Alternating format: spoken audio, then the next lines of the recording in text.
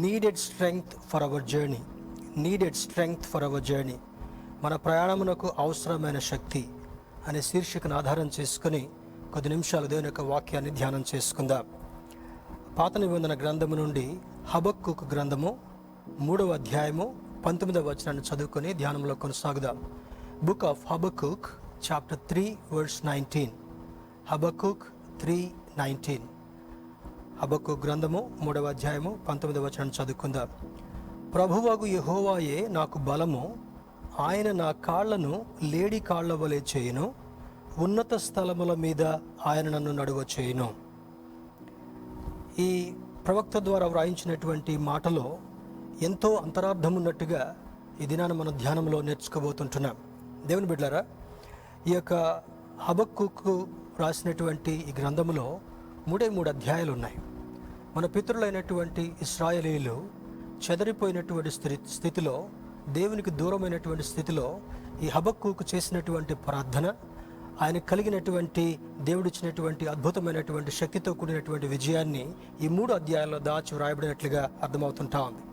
ఇక్కడ స్ట్రెంగ్త్ అనేటటువంటి మాట బలము అని అర్థం ఉంటా ఉంది. ఎనర్జీ అంటే శక్తి ఉంటా ఉంది. ఈ రెండింటికి కూడా కొంచెం వ్యత్యాసం ఉన్నప్పటికీ కూడా దాని లోపలికి వెళ్ళినప్పుడు చాలా బలమైనటువంటి అంతరార్థం దానిలో దాగి ఉంటా ఉంది. ఫర్ ఎగ్జాంపుల్, ఎనర్జీ అనగానే మనకు నీరసమైనప్పుడు కొంత మిల్క్ తాగడమో, లేకపోతే శక్తినిచ్చేటటువంటి ద్రవ పదార్థాలు తాగడమో, కొంత ఆహార పదార్థాలు తిన్నప్పుడు ఆ యొక్క స్ట్రెంగ్త్ మనకి కొద్దిసేపట్లో మన శరీరంలో నరాలకు అందించినట్లుగా ఉంటా ఉంది. శక్తి వచ్చిన తర్వాత ఆ బలముగా కన్వర్ట్ చేసిన తర్వాత ఆ బలముతో నడవడం కానీ, పరిగెత్తడం కానీ, కొన్ని కార్యాలు చేయడం కానీ జరుగుతుంటా ఉంది. సో స్ట్రెంగ్త్కి తర్వాత యొక్క ఎనర్జీకి కొంచెం వ్యత్యాసం ఉన్నట్లుగా మనం చూడగలగాలి. యాక్చువల్గా స్ట్రెంగ్త్ అనేటటువంటి దానికి బలం అనేటటువంటిది చాలా దగ్గర అర్థంగా ఉంటా ఉంది. దేవుని బిడ్డలారా, ఇంగ్లీష్ ట్రాన్స్లేషన్ కూడా గమనిద్దాం. God is my strength, he will make my feet like deer's feet and he will make me walk on my high mountains. ఇక్కడ ఇంగ్లీష్లో చాలా ప్రత్యేకమైనటువంటి ఒక విశిష్టతను కనబరిచేటటువంటి మాటలు కనబడుతున్నాయి. మొదటిది, కొన్ని ట్రాన్స్లేషన్స్లో డియర్స్ ఫీట్ అని ఉంది. తర్వాత కొన్ని ట్రాన్స్లేషన్స్లో హిండ్స్ ఫీట్ అనేటటువంటిది ఉంది. అంటే హిండ్ అనేటటువంటి మాటకు ఆడు జింక అని అర్థం. ఇక్కడ తెలుగులో లేడీ కాళ్ళ వలె అని రాయబడినప్పటికీ కూడా హిండ్ అనేటటువంటిది ఒక ఆడు జింకను, ఫీమేల్ జింకను హిండ్ అని అంటాం. తర్వాత దానికి ఇంకొక అర్థం ఏంటంటే వెనుక అడుగులు అని అర్థం. వెనుక అడుగులు. మీరు జింకని టెలివిజన్లో కానీ లేదా జూ పార్క్ వెళ్ళినప్పుడు మనం చూసుంటాం. జింక చాలా వేగంగా పరిగెత్తేటటువంటి ఒక జంతువు. దానికి ముందు కాళ్ళ కంటే ఎక్కువగా జంప్ చేయడం కొరకు వెనుకున్నటువంటి కాళ్ళు బాగా దోహదపడుతూ ఉంటుంటాయి. దాని కాళ్ళు చాలా దృఢంగా ఉంటాయి. అంటే ఇక్కడ ప్రవక్త రాస్తున్నటువంటి మాటల్లో ఈ ప్రవక్తకు ఉన్నటువంటి మరొక విశిష్టత ఏమంటే, మరి ఈయన ఒక ప్రాఫిట్. ఇదే గ్రంథం 1వ అధ్యాయంలో హబక్కూకు ప్రవక్తకు తెలియచేయబడినటువంటి దేవోక్తి అని వ్రాయబడి ఉంటా ఉంది. ఈ హబక్కూకు ఒక ప్రవక్త, and he was also a priest in his days. ఆయన జీవించినటువంటి కాలంలో ఒక ప్రీస్ట్గా కూడా ఆయన పనిచేశాడు. తర్వాత he's a singer too. Singer అంటానికి అర్థం ఏంటంటే, మన తెలుగు బైబిల్లో 19వ వచనాన్ని చదివిన తర్వాత ఉన్నత స్థలముల మీద ఆయన నన్ను నడువ చేయును అని రాసినప్పటికీ కూడా కింద సన్నని అక్షరాలతో మరొక లైన్ కూడా వ్రాయబడి ఉంటా ఉంది. అది ఇంగ్లీష్ బైబిల్లో ఆ వర్స్ యొక్క కంటిన్యూటీగా చూడబడుతుంటాం. చూడండి, ప్రధాన గాయకునికి తంతి వాద్యములతో పాడదగినది. ఇక్కడ for the director of music on my stringed instruments అని రాస్తాడు. అంటే ఇక్కడ ఉన్నటువంటి దానిలో స్ట్రింగ్డ్ ఇన్స్ట్రుమెంట్స్ అంటే ఈయన చక్కని పాటలు పాడేటటువంటి వాడు, చక్కగా వాయిద్యాలు కూడా వాయించేటటువంటి వాడు. ఈయనకున్నటువంటి మరొక ప్రత్యేకత ఏంటంటే, he studied book of law which is given by Moses ద్వారా దేవుడు ఇచ్చినటువంటి ఆ యొక్క లాను కూడా చాలా క్షుణ్ణంగా పరిశోధించినటువంటి వ్యక్తి.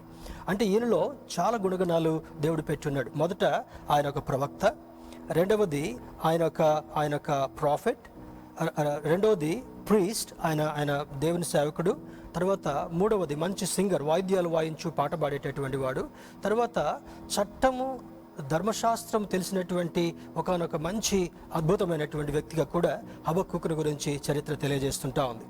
దీనిలో ఉన్నటువంటి భాగం చూస్తే, మరి needed strength for hour journey, మన ప్రయాణమునకు కావలసినటువంటి శక్తి ఎలా దొరుకుతుంటా ఉంది? ఉదాహరణకు ఎక్కడికైనా ప్రయాణానికి వెళ్ళాలంటే మనము చాలా సిద్ధపడతాం. ఇది కాలినడకని వెళ్ళాలా, లేదా ఒక 2-వీలర్ 3-వీలర్లో వెళ్ళాలా, కారులో వెళ్ళాలా, బస్సులో వెళ్ళాలా, లేదా ట్రైన్లో వెళ్ళాలా, విమానంలో వెళ్ళాలా, రకరకాల బాధ్యాలు ఉంటా ఉన్నాయి. కానీ దేనికి వెళ్ళాలన్నా కూడా ఒక ప్రత్యేకమైనటువంటి సిద్ధపాటు అవసరమై ఉంటా ఉంది. సిద్ధపాటులో భాగంగా మరి కొంత ప్రణాళిక కూడా ఉంటా ఉంది.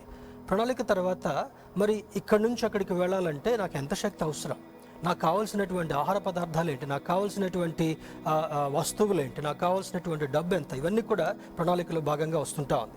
కానీ ఇక్కడ ఈ జర్నీ అని ఎందుకు నేను జ్ఞాపకం చేస్తున్నానంటే, మోషే భక్తుడు 90వ కీర్తనలో రాసినటువంటి మాటలో అక్కడ అంటాడు, మరి మా ఆయుష్కాలము 70 సంవత్సరములు అని అంటాడు. దాదాపుగా వాటిని మనం డేస్లో కన్వర్ట్ చేసుకుంటే 25,000 చేంజ్ డేస్ని 70 సంవత్సరాలు సగటున జీవించేటటువంటి వాడు అన్ని దినాలు బ్రతకడానికి దేవుడు కృప చూపిస్తుంటున్నాడు. ఒకవేళ అధిక బలం ఉంటే 80 సంవత్సరాలు, that means it may go up to 29,000+ days. ఈ జీవిత కాలంలో ఇంకా కొంతమందికి దేవుడు ఇంకా కొంత దీర్ఘాయుష్నిచ్చి చాలామంది 100 years వరకు దగ్గర వరకు బ్రతికేటటువంటి వారు ఉంటున్నారు. దేవుని బిడ్డలారా, ఈ జీవిత ప్రయాణంలో ఎన్నో సమస్యలు, శోధనలు, ఇరుకులు, ఇబ్బందులు, ఇక్కట్లు కలగడం సహజమే. దాన్ని యోహాను భక్తుడి ద్వారా తెలియజేస్తూ అంటాడు, you will have to face tribulations in this world. ఈ లోకంలో శోధనలు మీరు అనుభవింపక తప్పదు. ఇదే మాట తర్వాత కొరింథీ పత్రికలో పౌలు భక్తుని ద్వారా రాయిస్తూ అంటాడు, సాధారణంగా మనుషులకు కలిగేటటువంటి శోధనలు మీకు వస్తాయి, కానీ వాటి నుండి తప్పించుకునేటటువంటి మార్గాన్ని కూడా నేను మీకు ఇస్తానని జ్ఞాపకం చేస్తున్నాడు. అంటే మనకు శోధనలు రావడం తప్పనిసరిగా వస్తాయి, వాటిని తప్పించుకునేటటువంటి మార్గాన్ని కూడా మనకి ఇస్తానని లేఖనంలో దేవుడు జ్ఞాపకం చేస్తుంటున్నాడు. దేవుని బిడ్డలారా, ఈ అద్భుతమైనటువంటి గ్రంథాన్ని మనం చదువుతున్నప్పుడు దేవుని యొక్క మాటలు మన కొరకు సందర్భానుసారంగా పరిస్థితులకు సరిపోయేటట్టుగా ఆయన వ్రాయించినట్లుగా మనకు అర్థమవుతుంది. అందుకే ఈయనను ప్రతి పరిస్థితికి చాలిన దేవుడు అని కూడా ఆయనకు ఒక పేరుంటా ఉంది. దేవుని బిడ్డలారా, ఇందులో చూడండి, ఈయన రాస్తాడు, ప్రభువగు యెహోవాయే నాకు బలము, ఆయన నా కాళ్లను లేడి కాళ్ల వలె చేయును, ఉన్నత స్థలముల మీద ఆయన నన్ను నడువ చేయును. ఈ ఉన్నత స్థలములు అనేటటువంటి దానికి ఇంగ్లీష్ ట్రాన్స్లేషన్లో he will make me walk on my high mountains. My high mountains అంటే నా పర్వతం ఏంటది? మరి దేవుడు మరి ఆయన మరల వస్తున్నటువంటి సమయంలో జయన్ మీద ఆయన తన యొక్క ప్రణాళికను ఏర్పాటు చేయబడినటువంటి సంఘము, మరి 144,000 మంది వారితో ఆయన అనుసరించేటటువంటి బిడ్డలందరితో కూడా ఆ సియోను పర్వతం మీద తను మరి ఆ యొక్క బీస్ట్ని ఓడించిన తర్వాత తన యొక్క చిత్తాన్ని జరిగించబోతున్నాడు అనేటటువంటిది ఆ మాటలో ఉన్నటువంటి అర్థమై ఉంటా ఉంది. దేవుని బిడ్డలారా, ఇందులో ఉన్నటువంటి సారాంశాన్ని త్వరగా మనం జ్ఞాపకం చేసుకునేటటువంటి ప్రయత్నం చేద్దాం. The book of Habakkuk describes the picture of prideful people being humbled while the righteous live by faith. అంటే ఎవరైతే గర్వంతో అహంకారంతో ఉంటారో వారిని సరిచేసి హంబుల్ చేసేటటువంటి ప్రక్రియ ఈ హబక్కూకు ద్వారా మాట్లాడుతున్నటువంటి మాటల్లో మనకు అర్థమవుతుంటాయి. ఈ 3 అధ్యాయాలు క్షుణ్ణంగా చదివితే మనకు అది అర్థమవుతుంటా ఉన్నాయి.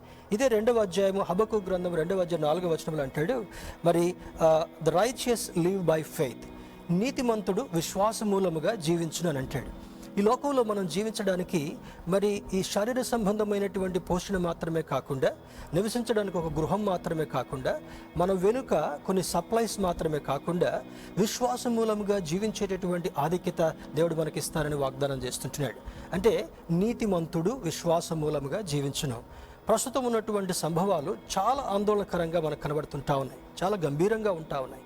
అయితే ఇటువంటి పరిస్థితుల్లో కూడా నీవు విశ్వాసము కలిగినప్పుడు, నీతితో జీవించగలిగినప్పుడు, ఈ అవరోధాలన్నింటినీ కూడా దాటగలిగేటటువంటి కృపను గ్రహించగలిగినటువంటి దేవుడు మనం ఆరాధించేటటువంటి దేవుడు. అందుకే హబక్కూకు ప్రవక్త అంటాడు, నీతిమంతుడు విశ్వాస మూలముగా జీవించునని లేఖనంలో రాస్తుంటున్నాడు. దేవుని బిడ్డలారా, ఇక్కడ హబక్కూక్ ప్రేస్ ఫర్ ఎ రివైవల్, ఒక మంచి ఉజ్జీవంతో కూడినటువంటి మార్పు రావాలని ఆయన ప్రార్థన చేస్తుంది. ఇందాక చెప్పాను కదా, he's a prophet, being a prophet he prays to the lord.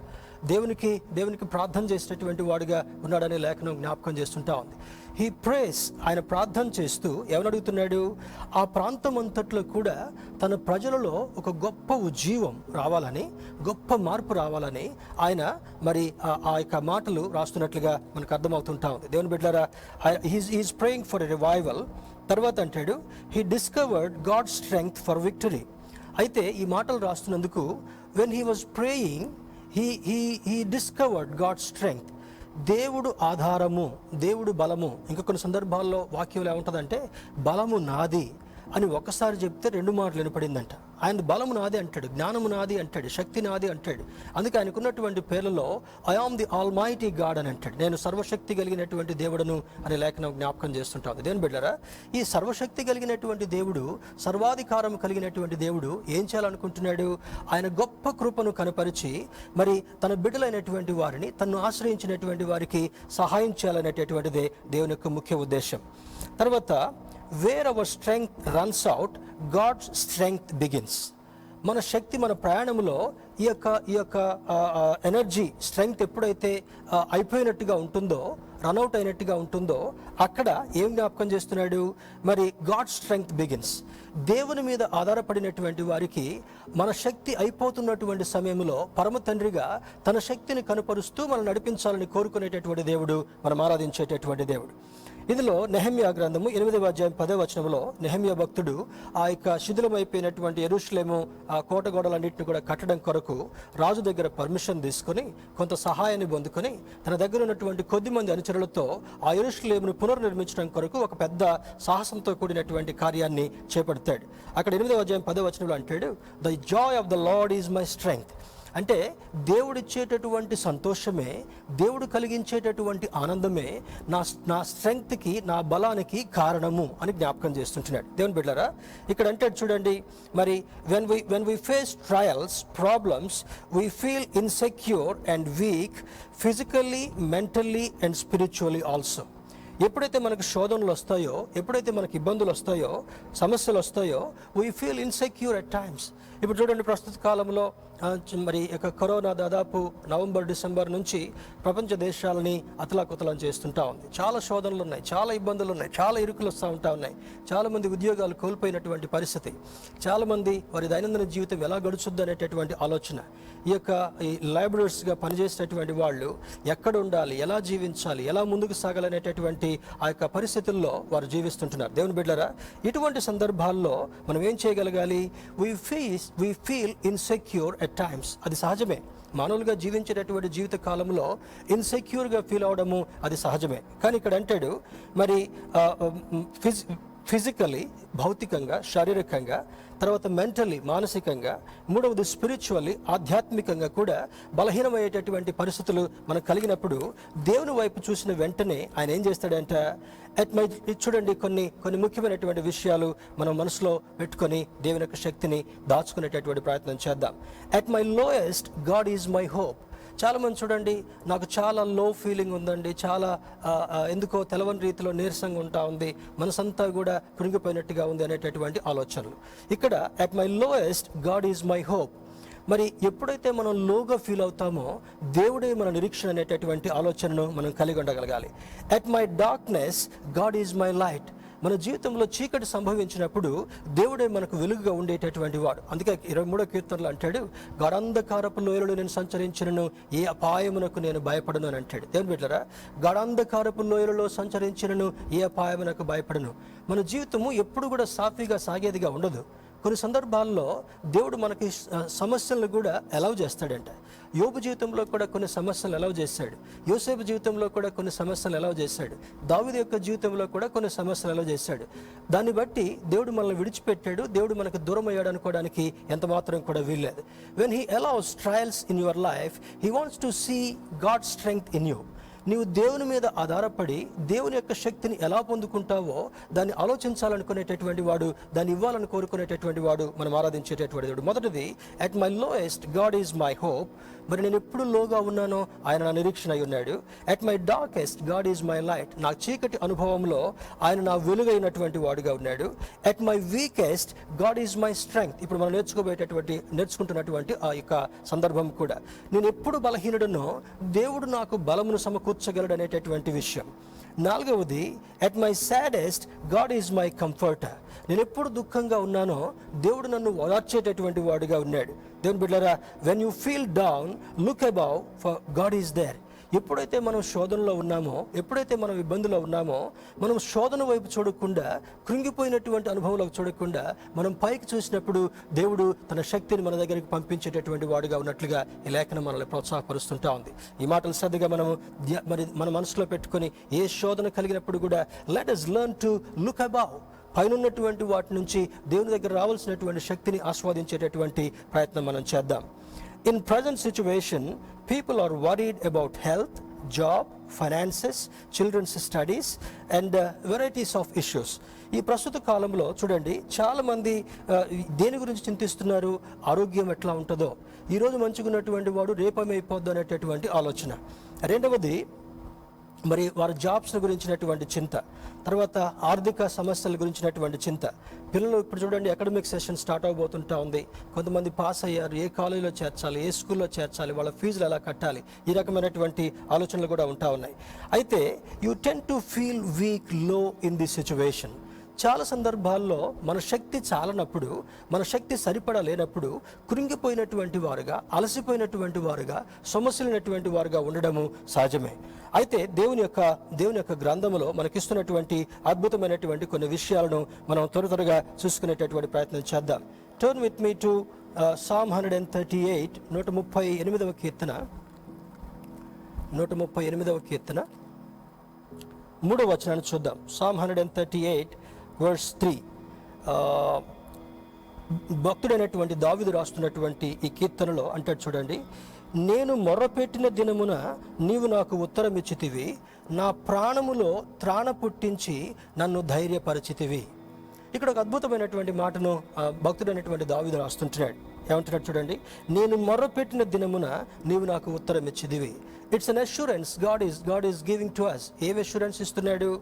నా ప్రాణములో త్రాణ పుట్టించి నన్ను ధైర్యపరిచితివి. ప్రాణములు అంటే ఇంగ్లీష్ బైబిల్లో సోల్ అనేటటువంటి మాట ఉంది. ఆత్మలో త్రాణ పుట్టించి అంటే ఆత్మలో ఒక ఉత్సాహాన్ని పుట్టించి, ఆత్మలో ఒక హోప్ను పుట్టించి, ఆత్మలో ఒక ధైర్యాన్ని పుట్టించి, ఆత్మలో ఒక బలాన్ని పుట్టించి ధైర్యపరిచినటువంటి ఆ యొక్క అనుభవము దేవుడు మనకు జ్ఞాపకం చేస్తుంటున్నాడు. దావీదు యొక్క జీవితంలో అనేకమైనటువంటి క్లిష్ట పరిస్థితులు కలిగాయి. దేవుని బిడ్డలారా, మరి అడుగడుగున కూడా తనకు శ్రమలు కలిగాయి. తను గొర్రెల కాపరిగా ఉన్నప్పుడు ఆ గొర్రెల మందరి దగ్గరికి మరి ఈ యొక్క సింహము, కొన్ని సందర్భాల్లో ఎలుగుబంటి, అటువంటి క్రూర మృగాలు వచ్చినప్పుడు ప్రార్థన చేసుకుని ధైర్యంతో వాటితో పోరాడి దేవుడిచ్చినటువంటి శక్తి ద్వారా బలాన్ని కలిగి వాటిని ఎదుర్కొన్నటువంటి అనుభవాన్ని దావీదు రాస్తాడు. తర్వాత గొలియాతుపై జయం పొందిన తర్వాత సౌలు నుండి చాలా వ్యతిరేకత వచ్చింది. సౌలు నుండి వ్యతిరేకత వచ్చిన తర్వాత మరి దేవుడు ఎన్ని విధాలుగా కాపాడాడు దావీదుని. ఆయనే నా బలము, ఆయనే నా ఆశ్రయము, ఆయనే నా దుర్గము, ఆయనే నా కొండ, ఆయనే నా శైలము, ఆయన నా కేడమని రకరకాల అద్భుతమైనటువంటి మాటలతో ఈ కీర్తనలు రాస్తాడు. ఇక్కడ అంటాడు, నా ప్రాణములో త్రాణ పుట్టించి నన్ను ధైర్యపరిచితివి. నా ప్రాణములో ఒక ఆశ పుట్టించాడు. ఈ ప్రాణము నీరసమైపోతుంది, ఈ ప్రాణము కృంగిపోతుంది అనేటటువంటి సందర్భంలో ఆయన గొప్ప ఉత్సాహాన్ని, గొప్ప ఉజ్జీవాన్ని, గొప్ప బలాన్ని కలిగించి మరి ఆ యొక్క ఆత్మలో త్రాణ పుట్టించినటువంటి దేవుడు ఈ దేవుడై ఉన్నాడని కీర్తనకారుడైనటువంటి దావీదు ద్వారా మనకు అర్థమవుతుంటా ఉంది. In the day when I cried out you answered me and made me bold with strength in my soul. ఇంగ్లీష్లో చక్కగా రాయబడి ఉంటా ఉంది. In the day when I cried out, ఆపత్కాలములో, శోధనలో నేను నీకు మొరపెట్టినప్పుడు ఏం చేశాడంటే దేవుడు, యు ఆన్సర్డ్ మీ, నీవు నాకు ఉత్తరం ఇచ్చావు. రెండవది అంటాడు, అండ్ మేడ్ మీ బోల్డ్, నన్ను ధైర్యపరిచావు. ధైర్యపరచడం మాత్రమే కాకుండా with strength in my soul, నా ఆత్మకు బలాన్ని చేకూర్చి దృఢంగా నడిచేటటువంటి, పోరాడేటటువంటి, ఎదుర్కొనేటటువంటి అనుభవాన్ని ఇచ్చావని ఈ లేఖనంలో మనకు జ్ఞాపకం చేయబడుతుంటా ఉంది. అపోస్తలుడైన పౌలు ఫిలిప్పీయులకు రాసిన పత్రిక 4వ అధ్యాయము 13వ వచనంలో ఒక మాట రాస్తూ అంటాడు, మరి మన యొక్క బెతెస్దా యొక్క పునాది దాని మీదనే కట్టబడిందిగా కూడా కొన్ని సందర్భాల్లో జ్ఞాపకం చేశాను. నన్ను బలపరచువా అని అందే నేను సమస్తమును చేయగలను అంటాడు. అంటే పౌలు భక్తుడు ఫిలిప్పీ సంఘానికి ఎందుకు ఆ మాట రాశాడు? పౌలుకి ఎన్ని శోధనలు కలిగినప్పటికీ కూడా, పౌలుకి ఎన్ని ఇబ్బందులు కలిగినప్పటికీ కూడా, ఎంత అధైర్యంతో కూడినటువంటి పరిస్థితులు సంభవించినప్పటికీ కూడా ఆయన ధైర్యంతో పోరాడుతూ నన్ను బలపరిచేటటువంటి వాడు నా దేవుడు, నేను క్రీస్తును పోలి నడుస్తున్నాను కనుక, ఆయన మాటలను ఆధారం చేసుకుని నడుస్తున్నాను కనుక నన్ను ధైర్యంతో, బలంతో నడిపించగలిగినటువంటి సమర్థుడైనటువంటి దేవుడు, నేను ఆరాధించే దేవుడని ఫిలిప్పీ సంఘానికి రాస్తున్నటువంటి ఆ మాట. దేవుని బిడ్డలారా, give God your weakness and he will give you his strength. ఇందులో చూడండి, మరి మనకున్నటువంటి వీక్నెస్ని తీసుకెళ్ళి దేవుని దగ్గర పెట్టాలి. మరి ఇంతకు ముందు కూడా కొన్ని సందర్భాల్లో మీకు జ్ఞాపకం చేశాను. మత్తయి సువార్త 11:8 ప్రయాసపడి భారం మోసుకొంచున్న సమస్త జనులారా నా యొద్దకు రండి, నేను మీకు విశ్రాంతిని ఇస్తానని అంటాడు. భారం కలిగినటువంటి వాడికి, ఇబ్బందులు ఉన్నటువంటి వాడికి, శోధనలు ఉన్నటువంటి వాడికి అలసిపోయినటువంటి అనుభవం ఉండడం సహజమే. ఇందాక చెప్పాను కదా, ఫిజికల్గా అలసిపోతాం, సైకలాజికల్గా అలసిపోతాం, ఆర్థికంగా అలసట ఉంటా ఉంది, సామాజికంగా అలసట ఉంటా ఉంది, అన్ని విధాలుగా అలసటతో కూడినటువంటి క్లిష్ట పరిస్థితులు ఉంటాయి. కనుక దేవుని బిడ్డలారా, ఇటువంటి క్లిష్ట పరిస్థితుల్లో నీవు నేను చూడవలసింది మనం ఆరాధించేటటువంటి దేవుని వైపు చూడగలగాలి. ఆయనే మన బలము. ఇందాక హబక్కు గ్రంథంలో అంటాడు కదా, యెహోవాయే నా బలము. ఆయన బలమిస్తేనే మనం నడవగలం, ఆయన బలమిస్తేనే దుష్టునితో మనం పోరాడగలం, ఆయన బలమిస్తేనే సమస్యలపై మనం అధిగమించి జయాన్ని పొందగలమని ఈ లేఖనం మనల్ని ప్రోత్సాహపరుస్తుంటాం. ఇక్కడ అంటాడు, మరి some times God will put Goliath in your life for you to find the David within you. కొన్ని సందర్భాల్లో దేవుడు గొలియాత్ లాంటి సమస్యల్ని మనలో అనుమతిస్తాడంట. ఎందుకు? చాలాసార్లు మనం ఏమైనా ప్రార్థన చేస్తాం, అయ్యా ఈ కరోనా నా దగ్గరికి రాకుండా చేయ్యా, ఈ బలహీనత నా దగ్గరికి రాకుండా చేయ్యా, ఈ శోధన నా దగ్గరికి రాకుండా చేయ్యా, ఇరుకులు నా దగ్గర రాకుండా చేయ్యా, ఈ వ్యాధి నాలో ఉండకుండా చేయమని ప్రార్థన చేయడం మంచిదే. You should ask God. దేవుడు అడగమన్నాడు కనుక మనం అడగడం మంచిదే. కానీ at times he will allow Goliath in your life. నీ యొక్క జీవితంలో ఈ యొక్క గొలియాత్ని దేవుడు అనుమతిస్తూ, ఎందుకు అనుమతిస్తాడు? For you to find the David within you. నీలో ఉన్నటువంటి దావీదుని పైకి తీసుకొని రావాలనుకుంటాడు. ఏంటిది ఈ దావీదు పైకి తీసుకొని రావడం? ఏంటి? దాగినటువంటి యొక్క ప్రార్థనా అనుభవం, దాచబడినటువంటి అనుభవాన్ని ఆయన పైకి పురికొల్పి లేపి అద్భుతమైనటువంటి శక్తిని నీ కనపరచాలని కోరుకునేటటువంటి దేవుడు, మనం ఆరాధించేటటువంటి దేవుడు. దేవుని బిడ్డలారా, మరి చూడండి, ఆ గొలియాతును ఎదుర్కొన్నప్పుడు కూడా చాలా క్లిష్ట పరిస్థితిని ఈయన ఎదుర్కొంటున్నట్టుగా మనకు అర్థమైంది. ఏంటి ఆ క్లిష్ట పరిస్థితి? గొర్రెలు కాసుకునేటటువంటి వాడు సౌలు దగ్గరికి వెళ్ళి నేను అతన్ని ఎదుర్కొంటానంటాడు.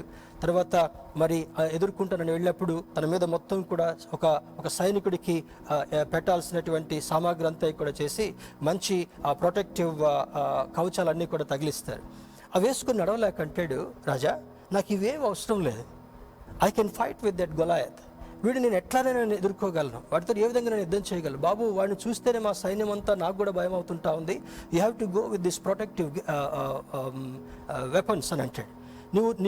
నీకు ధైర్యం కలిగించేటటువంటి రీతిగా ఈ వెపన్స్ అని తీసుకోవాలనుకున్నప్పుడు ఇవేవి కూడా అవసరం లేదు. తర్వాత అంటాడు, ఈ సున్నతి లేని గొలియాతు నా దేవుని యొక్క బలము ముందు ఎంతటి వాడు అని అంటాడు. అంటే దేవుని యొక్క శక్తిని ఏ విధంగా ఆస్వాదిస్తున్నాడో, ఎంత విశ్వాసంతో నిలబడుతున్నాడో మనకు అర్థమవుతుంటా ఉంది. అందుకని చూడండి, మరి at my weakest God is my strength అని ఇందాక నేర్చుకున్నాం.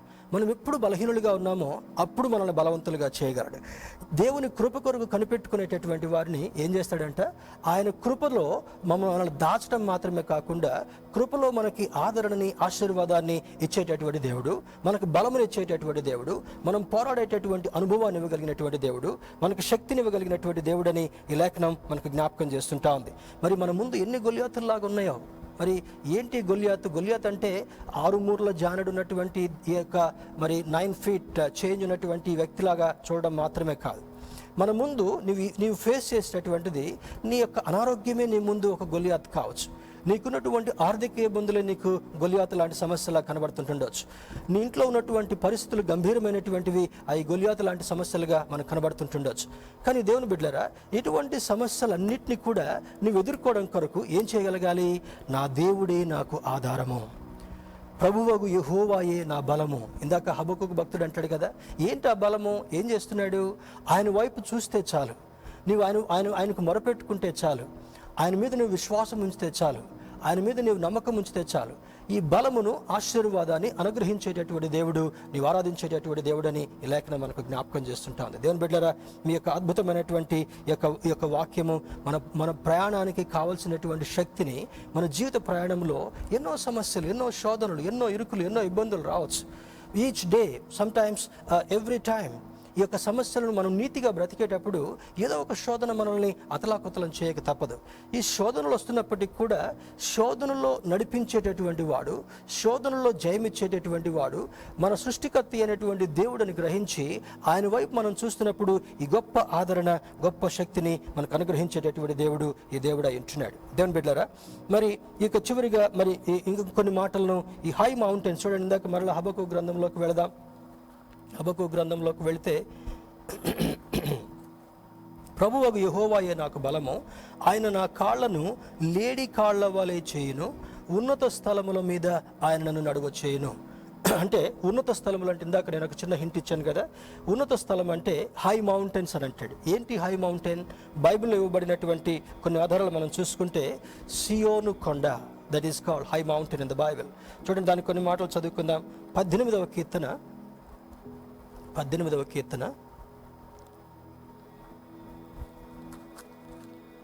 3వ వచనం చదువుకుందాం. Psalm 18 verse 3. 18వ కీర్తన 3వ వచనంలో అంటాడు చూడండి. ఇది మరలా సౌలు చేతిలో నుండి దావీదు తప్పించబడిన తర్వాత రచించినటువంటి కీర్తనగా తెలియచేయబడుతుంటా ఉంది. ఇక్కడ అంటాడు 18వ కీర్తన 33వ వచనం verse 33. ఇందులో ఆయన నా కాళ్ళు జింక కాళ్ళ వలె చేయుచున్నాడు, ఎత్తైన స్థలముల మీద నన్ను నిలుపుచున్నాడు, నా చేతులకు యుద్ధము చేయ నేర్పువాడు ఆయనే. ఇక్కడ మనం పోరాడేటటువంటిది కొన్ని సందర్భాలు ఇప్పుడున్నటువంటి కరోనా వస్తుంది కనుక మనం జాగ్రత్త వహించాలి, ఆర్థిక సమస్యలతో పోరాడాలి, వ్యక్తుల యొక్క మనస్తత్వంతో మనం పోరాడేటటువంటి అనుభవం మనకి దేవుడు జ్ఞాపకం చేస్తున్నాడు. కానీ అంటాడు ఇక్కడ ఏమంటున్నాడు కీర్తనకారుడు, ఆయన నా కాళ్ళు జింక కాళ్ళ వలె చేయుచున్నాడు.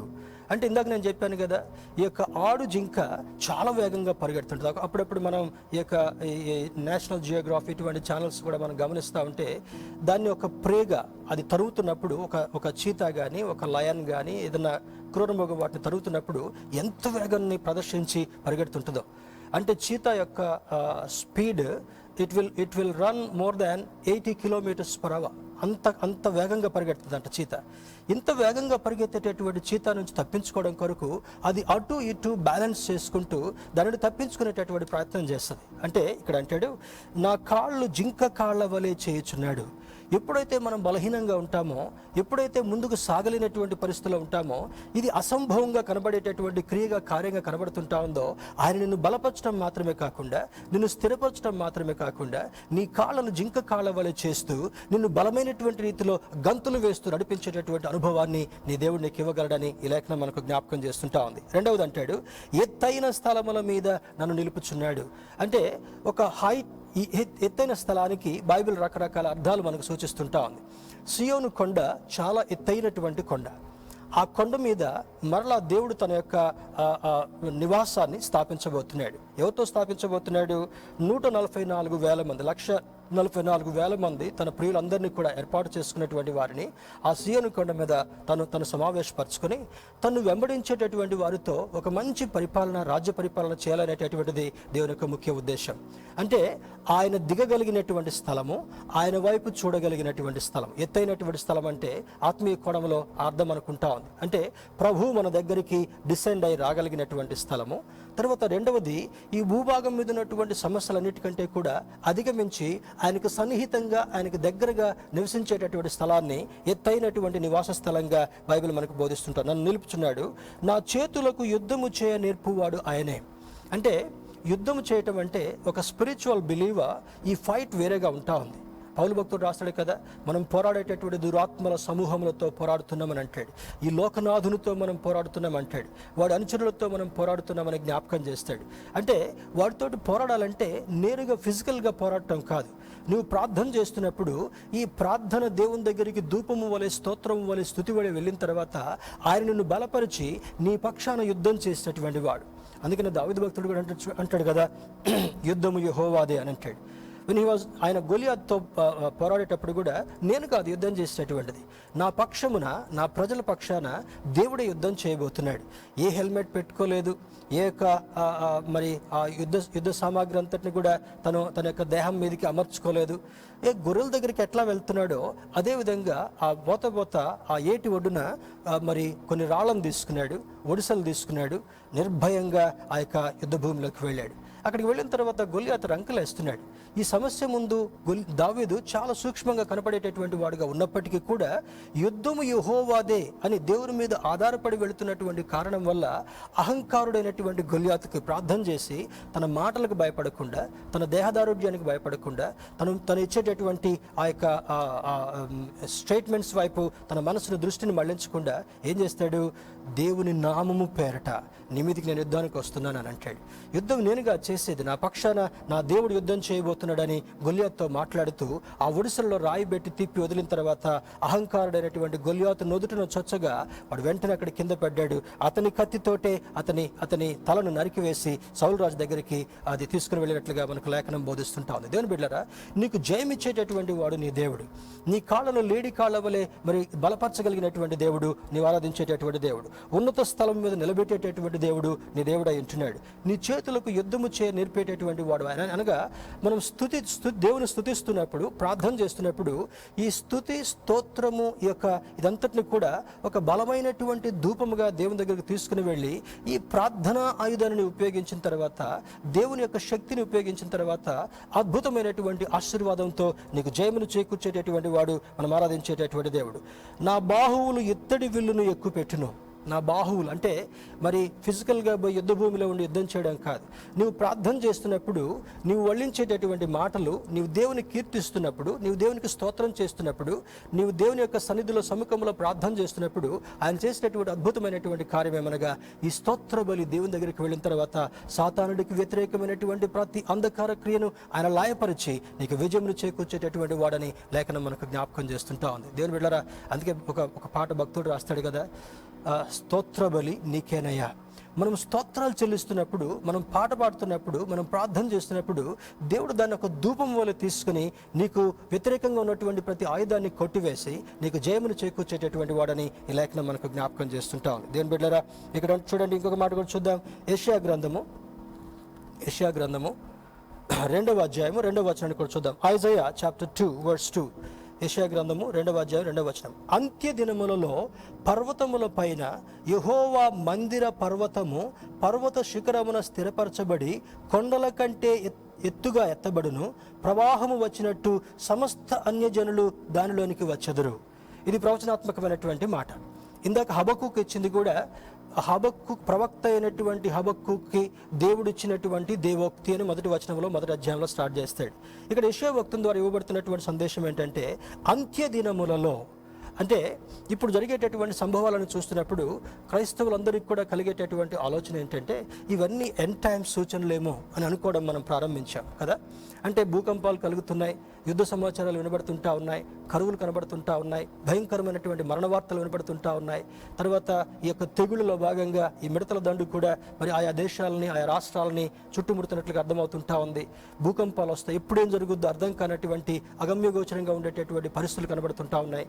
ఇవన్నీ కలుగుతున్నప్పుడు మనకు కలిగేటటువంటి అనుభవం ఏంటంటే అంత్య దినములలో అనేటటువంటి మాట. ఇది దేవుడు ఇవన్నీ చూస్తున్నప్పుడు చూడండి, ప్రకటన గ్రంథంలో మరి మన సిరీస్లో నేర్చుకున్నాం.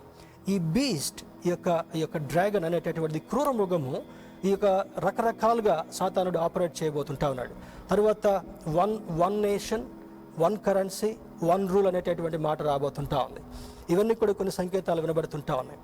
తర్వాత ఈ యొక్క యాంటీ క్రైస్ట్ ఈ ప్రపంచ దేశాలంతటినీ కూడా వాడి గుప్పిట్లోకి తెచ్చుకొచ్చుకొని అంత్యక్రీస్తు యొక్క పరిపాలనలో భాగంగా ఈ దేశంలో ఉండేటటువంటి నాయకుడిని ఒకరిని సాతానుడు పట్టుకోబోతుంటున్నాడు. దేవుని బిడ్డలారా, ఇవన్నీ చూస్తూ దేవుడు ఊరుకుండేటటువంటి వాడు కాదు. అందుకే ఇక్కడ యెషయా ప్రవక్త ద్వారా కొన్ని వేల సంవత్సరాల క్రితం రాస్తున్నటువంటి మాట ఏమంటే అంత్య దినములలో పర్వతముల పైన యెహోవా మందిర పర్వతము పర్వత శిఖరమున స్థిరపరచబడి కొండల కంటే ఎత్తుగా ఎత్తబడును.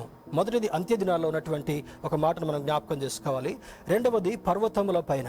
ఈ పర్వతాలన్నిటికంటే ఎత్తైనటువంటి పర్వతము సియోను పర్వతంగా మనం చూడగలగాలి. దాని మీద యెహోవా మందిర పర్వతము పర్వత శిఖరమున స్థిరపరచబడి, పర్వత శిఖరం అంటే పీక్ ఆఫ్ ది మౌంటైన్. ఈ పర్వతము మీద, ఈ పీక్ మీద స్థిరపరచబడి ఏం చేస్తాడంటే, యెహోవా మందిర పర్వతము పర్వత శిఖరమున స్థిరపరచబడి కొండల కంటే ఎత్తుగా ఎత్తబడును, కొండల కంటే ఎత్తుగా ఎత్తబడును. ఈ హబక్కూకు ద్వారా దేవుడు మాట్లాడేటటువంటి మాట ఏంటంటే, ఆ ప్రజలందరూ కూడా మరి మాట వినటువంటి వారుగా అయిపోయారయ్యా హబక్కూకు. వాళ్ళ గురించి నువ్వు ప్రార్థన చేస్తున్నావు, కానీ మరి మూర్ఖంగా ఉన్నటువంటి వారందరినీ కూడా వదిలిపెట్టి నా ప్రజలైనటువంటి వారిని ఆయా స్థలాల నుంచి నేను సమకూర్చుకోబోతున్నాను. నా ప్రజలతో ఈ సియోను పర్వతం మీద నేను నివాసం చేయబోతున్నాను. మరి ఆ పర్వతం మీద నా బిడ్డలతో నేను సహవాసం చేయబోతున్నాను. వారిని ఒక కుటుంబముగా, నేను ఒక యజమానుడిగా చూడబోయేటటువంటి సమయము రాబోతుందని ముందుగానే హబక్కూకుతో, యెషయా ప్రవక్తతో, యెహెజ్కేలు ప్రవక్తతో, డానియేలుతో, ఈ భక్తులందరితో దేవుడు వ్రాయించినటువంటి మాట ఈ సాయంకాల వేళ పరిశుద్ధాత్మ దేవుడు జ్ఞాపకం చేస్తున్నాడు. When Christ the Lamb with his 144,000 shall stand upon Mount Zion after gaining victory over the beast, Antichrist. ఈ అంత్యక్రీస్తు మీద, ఈ యొక్క క్రూరమృగం మీద దేవుడు జయం పొంది ఈ తన బిడ్డలందరితో కూడా కలిసి ఒక చక్కని అనుభవంతో ఆ శిఖరాగ్రం మీద, సియోను పర్వతం మీద తన నివాసం చేయబోతున్నాడని లేఖనం మనకు జ్ఞాపకం చేస్తుంటా ఉంది. దేవుని బిడ్డలారా, ఈ యొక్క ఉదయకాల సమయంలో దేవుని యొక్క బిడ్డలుగా ఆయన యొక్క మాటలు ధ్యానం చేసినటువంటి మనము మరలా చూడండి.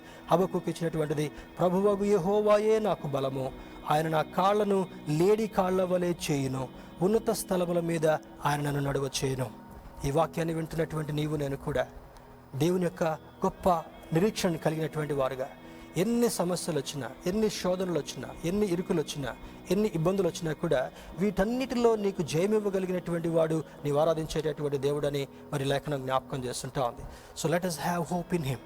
ఆయన మీద విశ్వాసం కలిగినటువంటి వాళ్ళుగా, నమ్మకం కలిగినటువంటి వాళ్ళుగా, నిరీక్షణ కలిగినటువంటి వాళ్ళుగా ఉందాం. మరి దేవుని బిడ్డలుగా కొనసాగుదాం. This corona will not move his children. ఆయన బిడ్డలైనటువంటి వారిని ఈ వైరస్ ఏం చేయలేదు, లోకంలో వచ్చేటటువంటి సమస్యలు కూడా ఏం చేయలేవు, provided you look to him. ఆయన వైపు నీవు చూసినప్పుడు, ఆయన ఆరాధిస్తున్నప్పుడు, హబక్కూకు వలె ప్రార్థన చేస్తున్నప్పుడు, హబక్కూకు వలె దేవుని స్తుతించగలిగినప్పుడు, హబక్కూకు వలె దేవుని మీద విశ్వాసంతో, పట్టుదలతో, నిరీక్షణతో ఎదురు చూసినప్పుడు నీకున్నటువంటి శోధనలన్నింటినీ కూడా తొలగించి వాయిదాలుగా చేసి నీకు కృపను, సమాధానాన్ని, సంతోషాన్ని అనుగ్రహించేటటువంటి దేవుడని లేఖనం జ్ఞాపకం చేస్తుంది. కనుక ప్రియమైనటువంటి దేవుని బిడ్డలారా, దేవుడే నీకు నాకు బలం. ఆయన మన కాళ్ళను లేడి కాళ్ళ వలె శక్తినిచ్చి ఈ శోధనంతటిని కూడా దాటేటట్టుగా, ఈ సమస్యలన్నింటినీ అధిగమించేటట్టుగా, ఆయన ఇచ్చేటటువంటి ఆశీర్వాదాన్ని స్వతంత్రించుకునేటటువంటి వారుగా చేయడం కొరకు సిద్ధంగా ఉన్నాడు. కనుక ఆ ఉన్నత స్థలం మీద ఆయనతో కలిసేటటువంటి అనుభవాన్ని మనందరం కూడా సంపాదించుకుందాం. మరి ఈ యొక్క క్లిష్ట పరిస్థితుల్లో, ఈ కష్టకాలంలో, మరి మన జర్నీలో, మన జీవిత ప్రయాణంలో needed strength for hour journey, మన ప్రయాణంలో కావాల్సినటువంటి బలాన్ని దేవుని ద్వారా పొందుకుందాం. దేవుని యొక్క శక్తితో ముందుకు సాగుదాం. సాతానుడిపై విజయాన్ని సంపాదించుకుందాం. ఆయన బిడ్డలుగా కొనసాగుతూ మన దేవుడిని మహింపరుద్దాం. అతి కృప, అతి ధన్యత దేవుడు మనకు కలుగజేసి ఈ క్లిష్ట పరిస్థితుల్లో ఆయన బలముతో మనం నడిపించునుగాక. ఆమేన్.